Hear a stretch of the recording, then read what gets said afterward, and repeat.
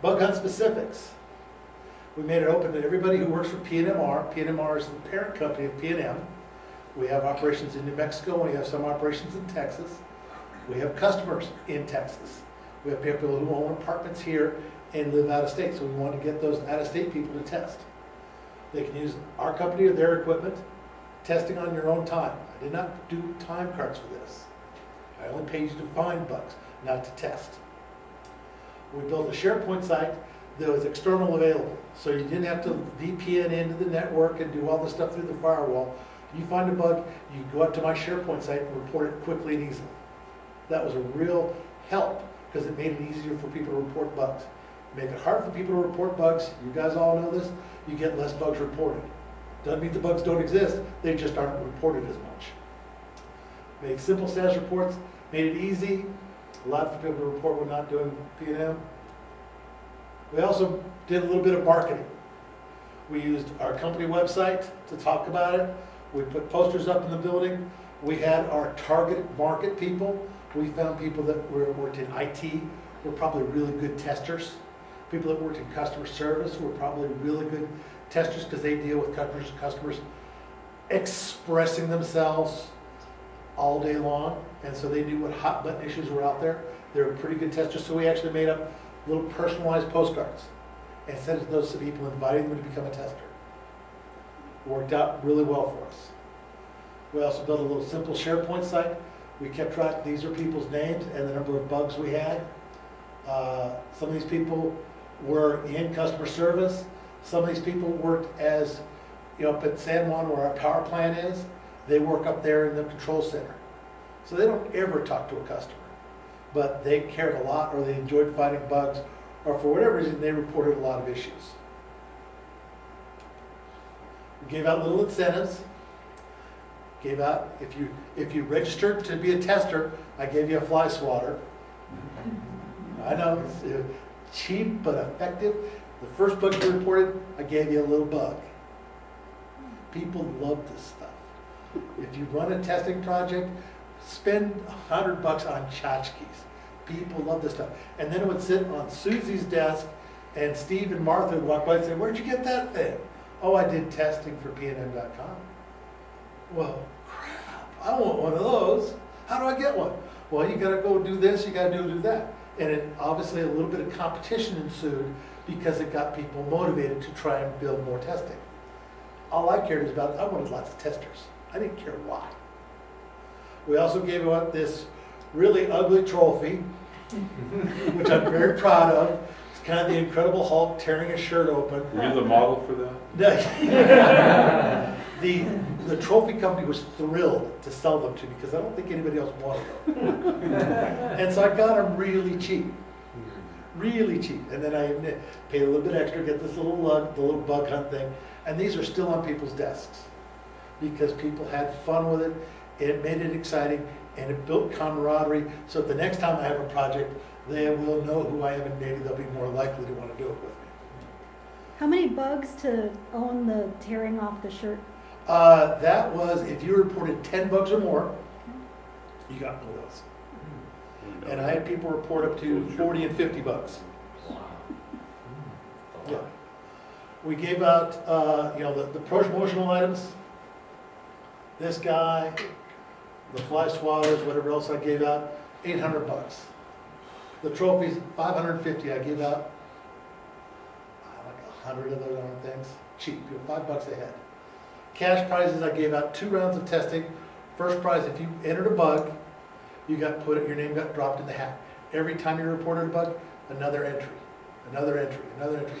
First prize was $500, but I also gave away 2 or 3 $100 cash drawings for the best bug, the hardest bug to find, and the most unique bug.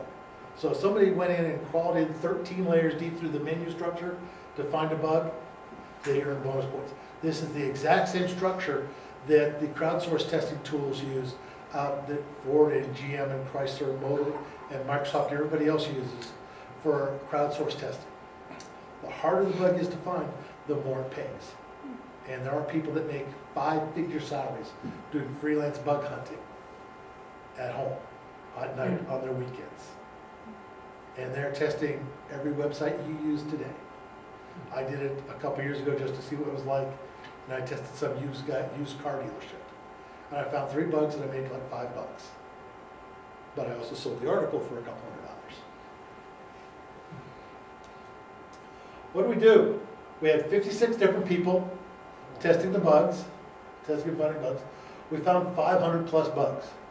We found 400 in round 1, and based on that, that gave you the ammunition to go to my management and say, guys, we are not ready to take this website live.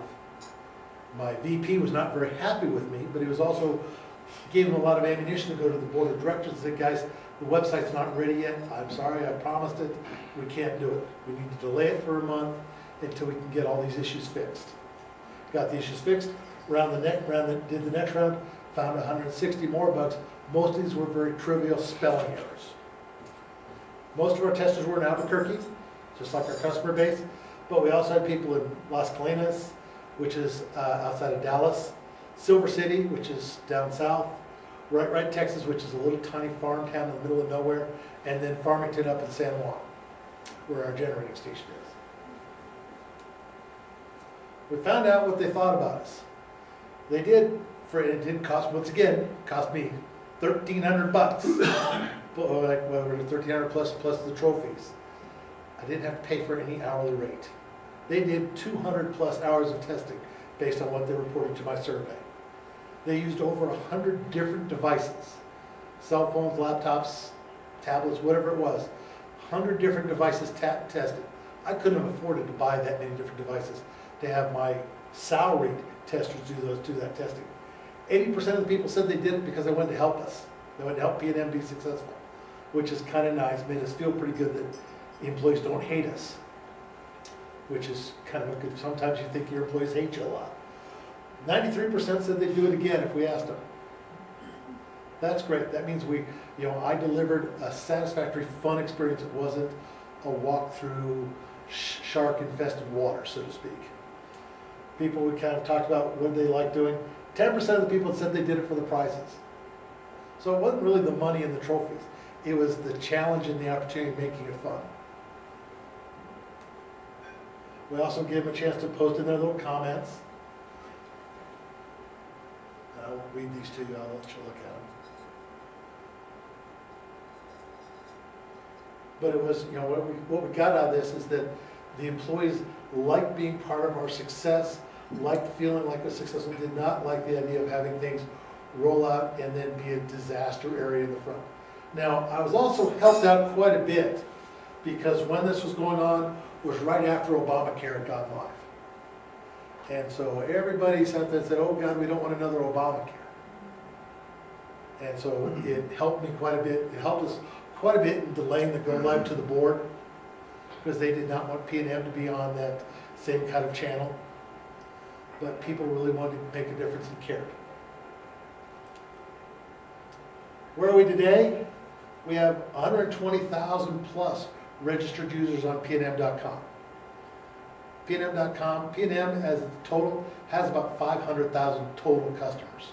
That includes UNM, who has like a bazillion meters, City of Albuquerque, and then everybody in the world who gets power from us.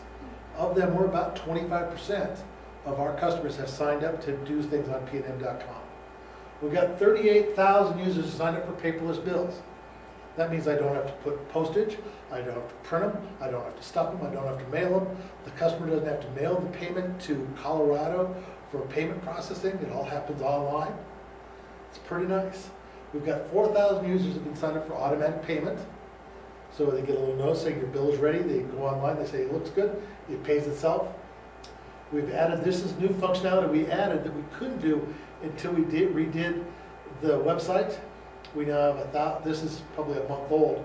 We've got lots of people who are being signed up to get outage email alerts. So if there's an outage at your house, we'll send you a text, we'll give you a call. You can set up thresholds. If the power goes out after 10 o'clock at night, I don't care. Don't wake me up just to tell me the power's out. Realistically, that was an important feature we wanted to put into the system. When the power comes back on, we want to send you that same text message alert. to let you know maybe it's time to go back to the house and reset switches and things like that. We also added the ability to give you, if it was a planned outage, maybe we have to replace this transformer or substation, we can send you those advance notices, so that way you don't come home and find a little paper tag hanging on the doorknob saying, by the way, we are turning off your power at 2 o'clock, and it's 5:30, and now your frozen food is not necessarily as frozen. Gave people a little bit of unhappiness with us, but when we have a transformer blowout, or we have something else go wrong, we have to serve the customers, and so if we gotta shut the power down, we're gonna shut the power down.